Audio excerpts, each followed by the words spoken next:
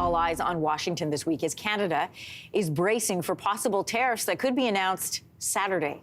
If the 25% tariffs are implemented, well, we've talked a lot about the effect on the auto sector and on oil and gas, but it could also have devastating consequences on Canada's agriculture sector.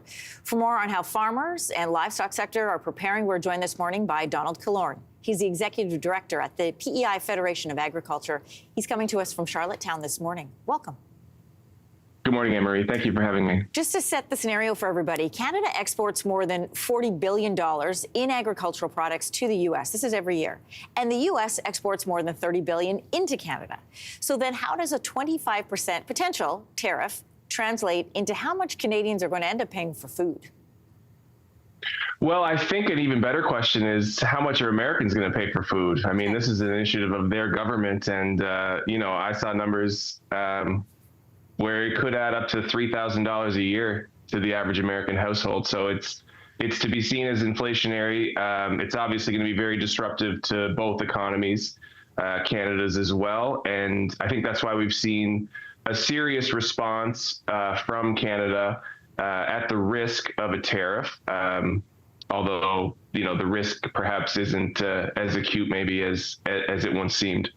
I do know that it is going to end up costing Americans more, obviously, if they're importing that much from us. But I know that Canadians across the country are already struggling with their grocery bills. So how much more pressure does this put on the grocery store shelves?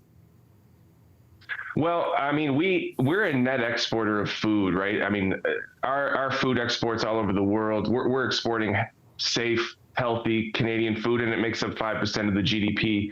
If our system is functioning at a high level, I think that we have we will be able to keep Canadians fed. Certainly, it is really an economic risk. I think that if it's disruptive to our fertilizer companies, to our primary producers, that's going to definitely have a ripple down effect, perhaps more so even than at the grocery store.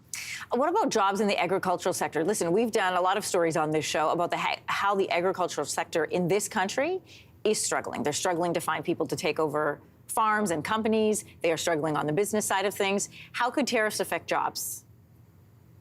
Well, particularly in Prince Edward Island, our industry, a large portion of it is built on the idea that, America is a convenient, close by, friendly partner to do business with.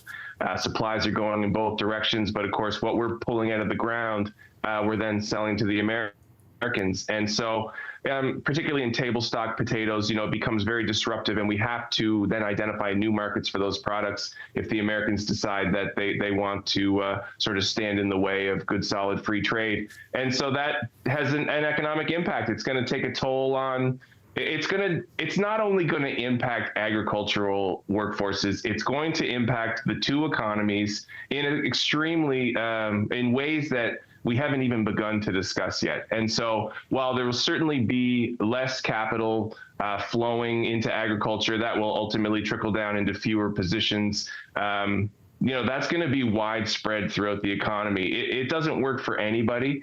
It's not a proposal that is going to be popular around the kitchen table when push comes to shove. And while this 51st state rhetoric is certainly newsworthy, when push comes to shove, it's not good for the equity markets. It's not good for the economies. It's not good for American people. And so we'll wait for the report on April 1. But for now, it has to be business as usual. Donald Killorn from the PEI Federation of Agriculture. Thanks for joining us this morning. Thank you, Anne-Marie. Have a great day.